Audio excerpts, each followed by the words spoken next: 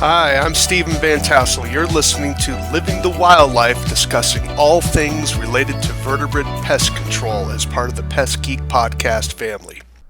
Hi everyone, Stephen Vantassel here, wildlife control consultant, bringing you another episode of Living the Wildlife, where we teach people about technical aspects of vertebrate pest management. Hey, glad to have you on board. I hope you had a great week. Of course, this is Thanksgiving week when I am recording here, so I hope your Thanksgiving went well, where you were with loved ones and enjoying good food and reminding yourself what you should be thankful for, especially those of us who are living here within the United States. Wanted you to take a few moments, if you would, and visit my website. You can visit it at wildlifecontrolconsultant.com, and you can see some of the materials that we have here for sale. Definitely avail yourself. Perhaps you know someone where purchasing that would be a great Christmas gift for them, or perhaps just to improve their training. Also, we have various services here at the Wildlife Control Consultant, where we do some ghostwriting, training, putting together training materials, helping people with PowerPoints. Perhaps you've been asked to do a training event somewhere and you want to polish your PowerPoint up a little bit better. We can certainly help you with that, or perhaps you have some image work that you need to have done. We can certainly help with that as well. All right, well, enough of that.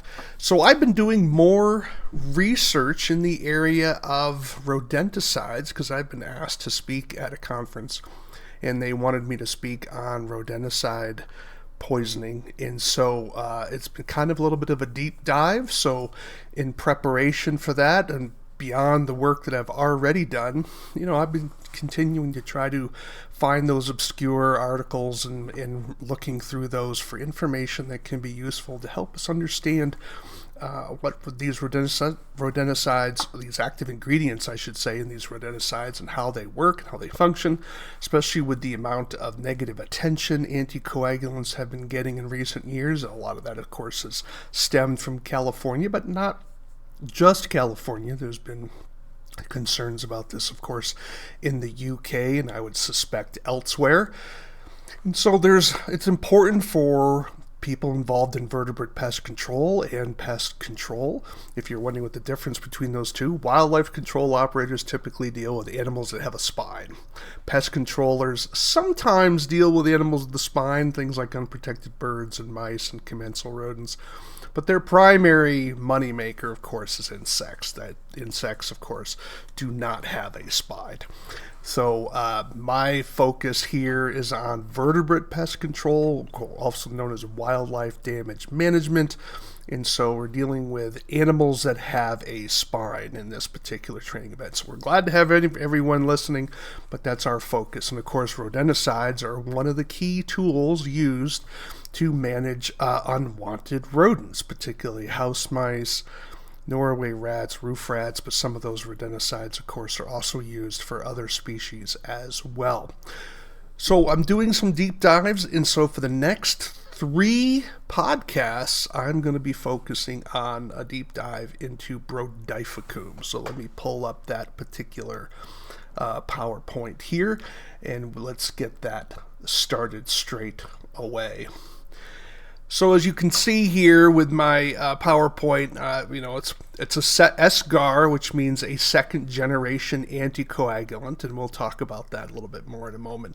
But I call it the nuclear weapon, and I had to put a little addition in here, registered rodenticides, because if we wanted to include the whole panoply of rodenticides, I wouldn't necessarily call Brodifacoum the nuclear weapon if we looked at the whole history of rodenticides. I call it the nuclear weapon of presently registered rodenticides. My registration world, of course, is with here in the United States.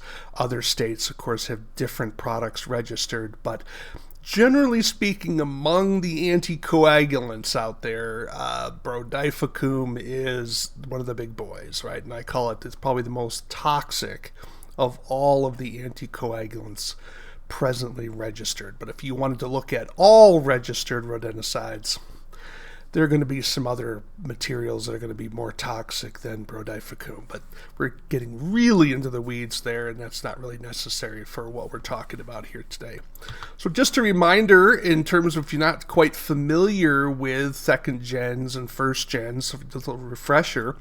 First generation anticoagulants are typically classified as warfarin, chlorphacinone, and diphacinone. Second generation anticoagulants were developed in response to warfarin-resistant rodents. And so researchers were looking for something a little bit more toxic, or perhaps had a little different mode of action that would overcome the resistance that they were encountering. This typically occurred in the UK, so they could kill rats with anticoagulants that even if they were resistant to warfarin. And that's where you get the quote-unquote second generation. And different people classify them the different ways. Sometimes chlorphacinone is thrown into the second gens. But in the U.S., typically speaking, first gens are warfarin, chlorphacinone, diphacinone. Second gens are Brodifacoum, bromadiolone, difenacoum, and difethalone. In terms of, again, what's registered in the U.S. And then you see your non-anticoagulants and what your dosage rate is for the non-anticoagulants. All right, so that kind of lays the table there for you in terms of what's going on with the anticoagulants. So let's take a look at Brodifacoum directly. So there's the CAS number, and what that CAS number is there for, if you ever wanted to do your own research in the area of a particular chemical, using the CAS number, and I don't know what the acronym stands for, my apologies, but the CAS number, that's spelled C-A-S, the pound sign. It's usually a 3-part number. So you have part 1, and then a dash, and then the second part of the number, and then another dash, and then the third part of the number.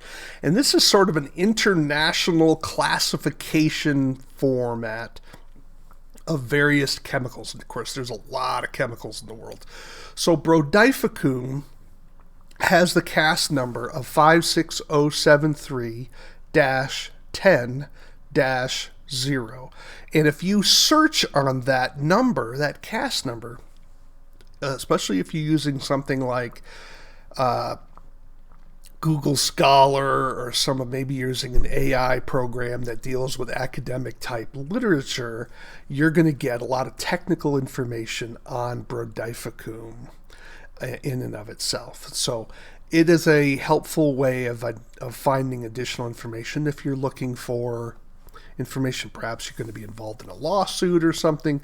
You want to tell the lawyer, hey, if you're looking for research on Brodifacoum, let's say someone claims that you poisoned their pet or something, and the lawyer has to sort of build a case, well, he's going to have to use that number to help him find information about Brodifacoum, or get some sort of an expert to help with that situation.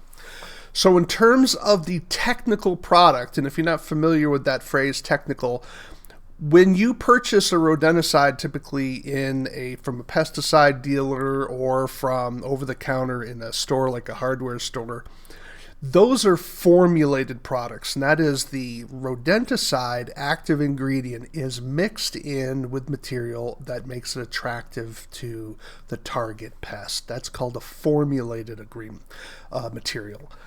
A technical material means that it's the active ingredient in its pure form. In other words, it hasn't been mixed with anything to make it attractive to something. It's the pure chemical in and of itself.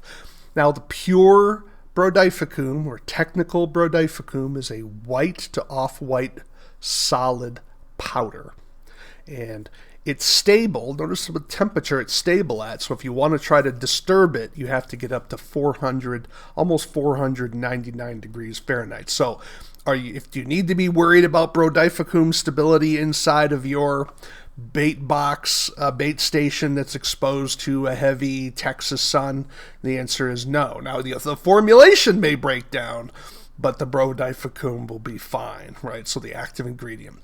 And what's interesting about this particular chemical is it has a high rate of absorption through the mouth. In other words, if you eat it, or an organism eats it, it's readily absorbed into their body from an oral ingestion, which makes it different from, a contact poison where it's, will it go through the skin easily? Probably not.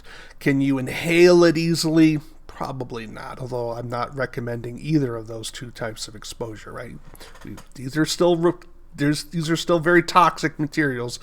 Don't play with it. But these are all relative in terms of other materials, okay? And of course, this is a little bit of a concern, and that is Brodifacoum is not easily biodegradable. And so that means it has some persistence in the environment. Of course, we're using only extraordinarily small quantities inside of rodenticide, but nevertheless, that powder, the residue inside of your bait station is going to go somewhere. So you want to make sure you're cleaning that up and disposing of that properly, just as an abundance of caution. Of course, always follow the label. Now, when was it developed? Well, it was developed in the mid-70s. Why? Because they had warfarin resistance occurring in the 60s, and they needed to address that. And then, of course, Seneca, the company that founded it, lost the patent in 1990. That's why you'll often see, Brodifacoum being produced by different pesticide manufacturers. It's the same way with zinc, right? Zinc, no one holds the patent for zinc phosphide. However, when you compare it to chlorofascinone, for example, chlorofascinone, it does have a patent on it, and that's held by Leafitech. That's why you don't see other companies using chlorofascinone, because they're going to have to, if they're going to use it, they're going to have to pay, of course, a royalty fee to another company that, of course, increases the cost. So that can be, I doubt the margins in rodenticide are all that high. But nevertheless, this kind of gives you an understanding of why certain companies are able to use some chemicals and not others. Like, why doesn't Bell Labs have, lots of chlorofascinone products? Well, because they don't own the patent on the chlorofascinone products. Doesn't mean they can't have one. Just means they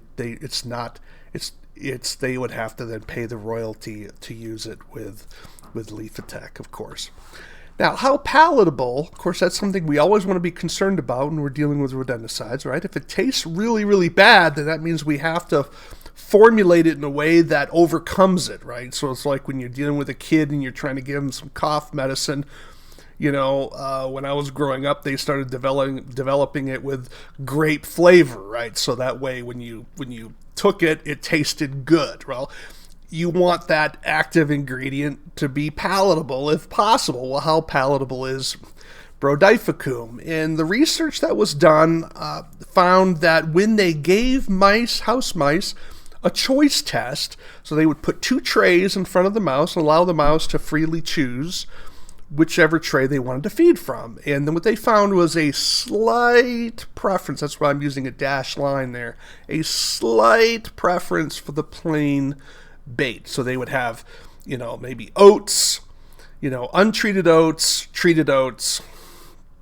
The Brodifacoum one was a little lower on the consumption, but barely so, right? So, and that basically tells you there's enough taste issues with Brodifacoum that you have to be a little concerned, because no matter how toxic a product is, if an animal's not going to eat it or eat enough of it, doesn't matter.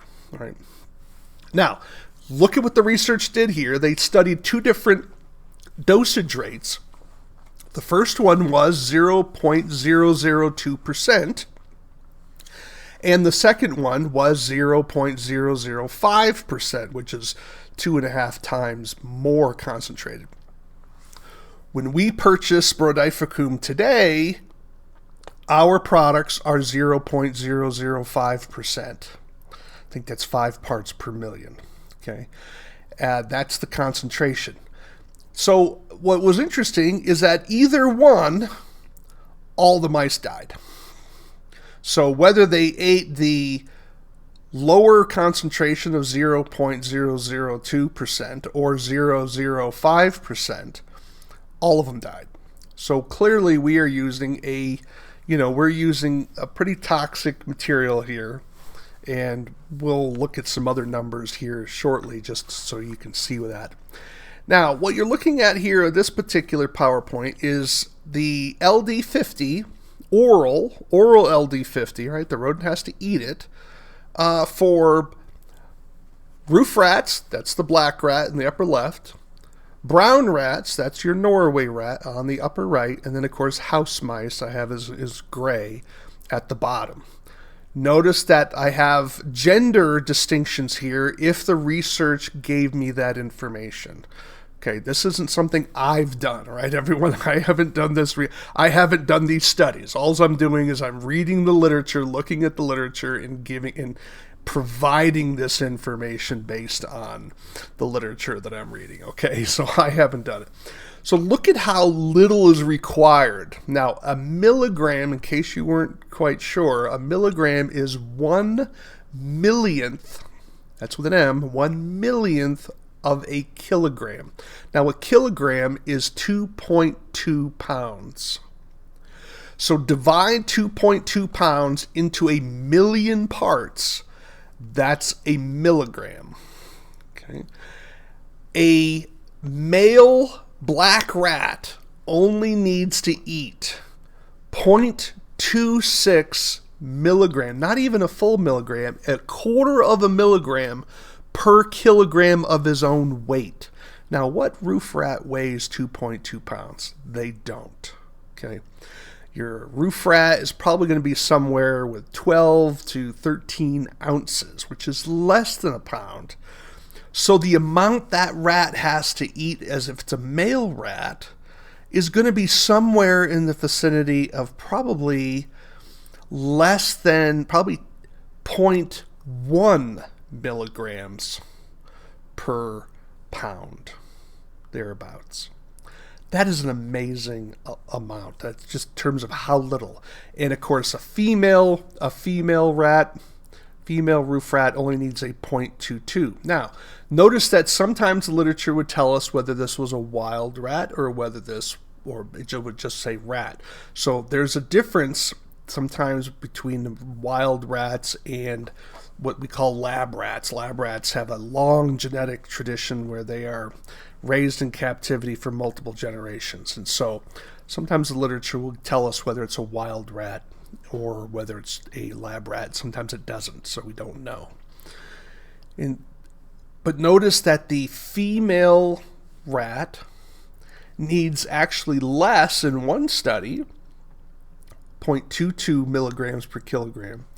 In another study, it needed more. Now, my guess, to be quite frank about it, my suspicion would be that a female roof rat would need more. As a general rule of thumb, female rats and female mice need more anticoagulant rodenticide to kill them than a male does.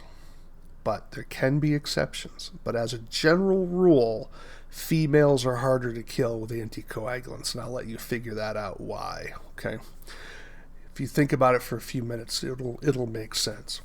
Now, with the brown rat, that's your Norway rat, it takes 0.22. So, and the female needs 0.26. So they're pretty comparable to the roof rat, all things considered. And of course, you can see that other wild China rat, same as the female dosage that was for the roof rat.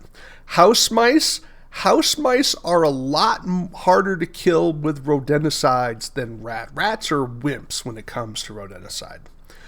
House mice they feed a lot easier as a general rule, but they are harder to kill with rodenticides on an LD50 basis. Notice for the female house mice, it takes 8.1 all the way to 0.4 for the male. So a female house mouse takes 8.1 milligrams per kilogram. The male house mice only needs 0.4 milligrams per kilogram. And of course, remember, no mouse weighs 2.2 pounds, right? So the amount needed to kill a house mouse is even significantly less than that, okay? And in terms of one another study has sort of an average between the two of them. It doesn't break it out in terms of male or female. 0.85 milligrams per kilogram. But notice even that is almost 3 to 4 times the amount needed to kill a rat. So mice are really a lot more difficult to kill, even with something as toxic as Brodifacoum. Now, one of the questions we want to know whenever we're dealing with a rodenticide is not just how toxic it is in its technical form, and obviously you could see in the previous slide, Brodifacoum is extraordinarily toxic, but you also want to know how effective is it based on the formulation. If a rodent doesn't eat it, it doesn't matter how toxic it is, right? So you got to get the animal to ingest the product in order for it to be effective. And sometimes when people are complaining about, oh, my rodenticide hasn't worked, am I getting resistance? They're not really talking about resistance in most cases. They're talking about the formulation is just not working on the rodents that they're treating. There are cases of resistant animals even with our second gens today, but the vast majority, if your default is like, oh, I have resistant rodents, they're probably not chemically resistant to rodenticides, at least here in the U.S. You go outside the U.S., you're getting into some other issues to be sure. But if that's your default, that should be way down the list before you start thinking of, am I dealing with a genetic resistance to a rodenticide here? Okay, just to keep that in mind. So what this research showed was that they used different formulations. They had pellets. Now pellets are where they finely grind up the material and then they extrude it so that all of the products are the same. Rolled oats, of course, is just sort of an oat grain that's been sort of heated and then rolled out flat. Think of Quaker oats, for example, and then they would apply a sticker to that, and then they would apply the Brodifacoum powder to it as well. Oatmeal, again, finely ground material, pretty easy to use. Again, that's been used. Notice the concentrations are different. The 0.002 is going to be 2.5 times more concentrated than the 0.005. Okay, so keep that in mind when you're looking at this chart, because this research was done when they were trying to figure out what the formulation needed to be in order to kill their target animal. And then, of course, rice. Everyone knows what rice looks like. And they noticed the number of feed days. How many days were these rats being exposed? And you'll notice that in most of the studies here, all of the animals died except rolled oats. They had at the 0.005% concentration, only half of them died with 1 feed day, and 8 out of 10 died with 2 feed days. Which is a little interesting there, right? I mean, I thought these were single feed products, right? Well, sometimes animals survive, so we don't really know the answer for that, okay? Now, what if we're using it on wild roof rats, right? So we talked about Norway rats previously. Now we're looking at roof rats. Notice the formulations are a little different. Roof rats are a little different animal. Their diet isn't the same as a Norway rat, so they're using some different things here. And notice what they found. 7 days of wheat and oil, 10 died. Of course, that's a lot of feeding, right? You'd hope it would die. Millet, 10 died, 2 survived. Oatmeal, 9 died, 1 survived. Oatmeal, again, those are much higher concentrations than what we use, 0.002. And then they had liquid, of course, where there was only 1 feeding day, and the 9 rats died, 1 survived. So you can see how, if you look at this compared to what your experience is in your own application of some of these products, this kind of gives you an idea that as toxic as Brodifacoum is, it doesn't always kill everything. And again, this is under lab conditions. You're not treating rodents in a laboratory. So you're competing with other food sources when you're dealing with clients. And so it's much harder to use these products in the quote unquote the real world versus the lab. In the lab, you've eliminated all these other distractions, right? You control how much alternative food that rat has. Okay, so if they're getting some survivability even in these circumstances, don't be shocked if you're getting some survivability in yours. Now, how about with house mice? Of course, we have meal, ground oats, wheat and corn, and then what's known as an ICI pellet. And pretty good control here, too. The only one where they didn't get full control was ICI pellets. And there they had 17 die and 5 survived. Okay, and ground oats, of course, there was a ground oats one at a 5 billionth concentration, it looks like.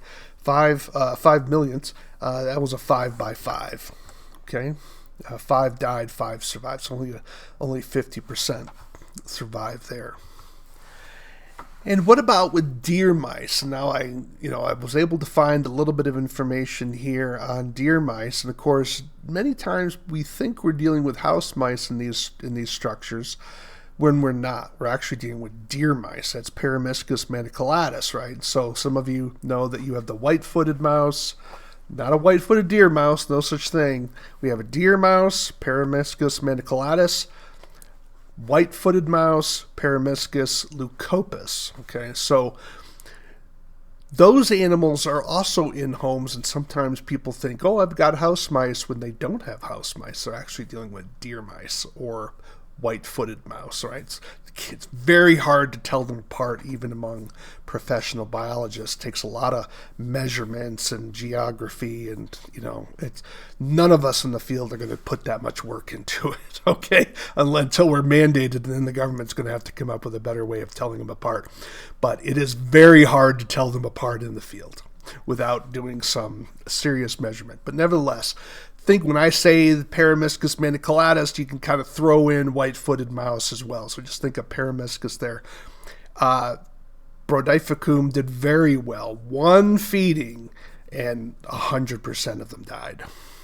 Okay, so that is good news for us. So what we saw here, to sort of summarize some things, is Brodifacoum, even at very low concentrations, again, it's at 0.005, and that's percent, it has an extraordinarily high toxicity, okay?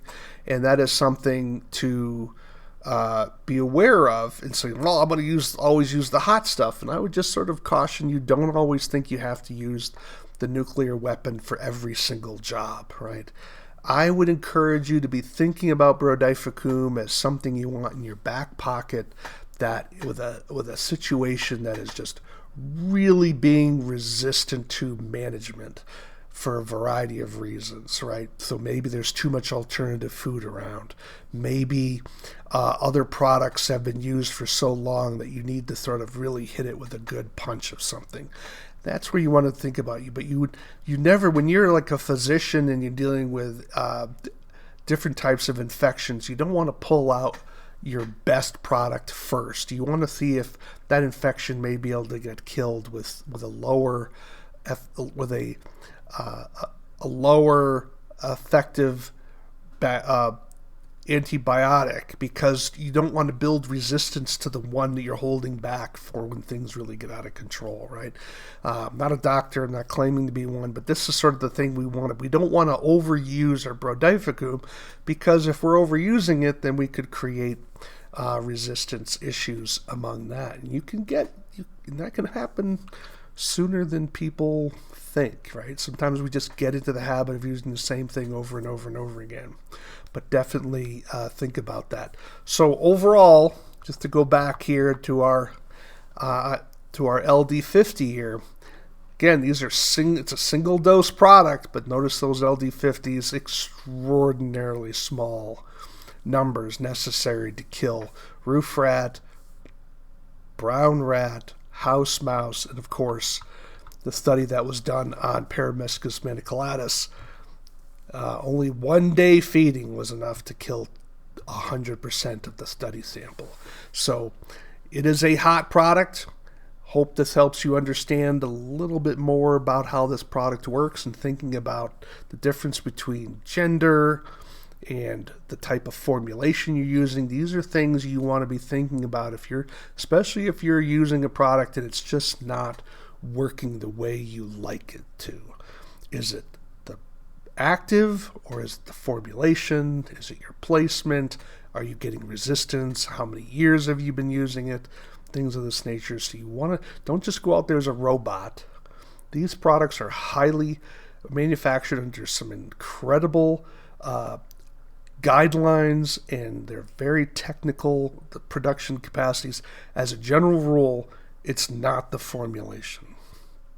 Your rodents may not like the way that tastes, so in that sense it's a formulation, but it's not an issue typically of a contamination unless you brought the contamination to it. So Brodifacoum, I call it the nuclear weapon of our registered anticoagulants, to be sure. We'll talk more about it because I have 2 more lessons beyond this one, and maybe even more if I come across some more literature on that.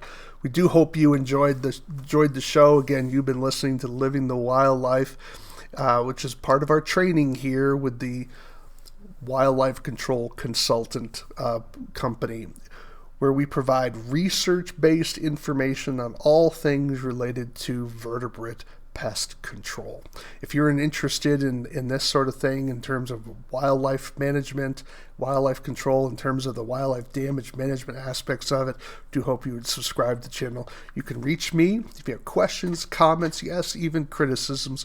You can reach me at wildlifecontrolconsultant@gmail.com, wildlifecontrolconsultant@gmail.com. If you have a product, or perhaps there's something you'd like to share, we're always looking for people to be guests on our show. We think there's a lot of information out there that should be getting a wider audience, and we welcome those inquiries. Again, you can reach me at wildlifecontrolconsultant@gmail.com. Love to hear from you.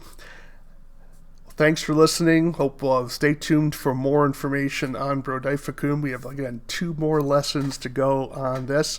And again, you've been listening to Living the Wildlife. Why do we call it Living the Wildlife? Well, because we want you to live the wildlife, not be the wildlife. Take care, everybody. This is the disclaimer for Wildlife Control Consultant and Living the Wildlife podcast. Vertebrate pest control is an inherently dangerous activity involving risk of bodily injury to you, others, and or property.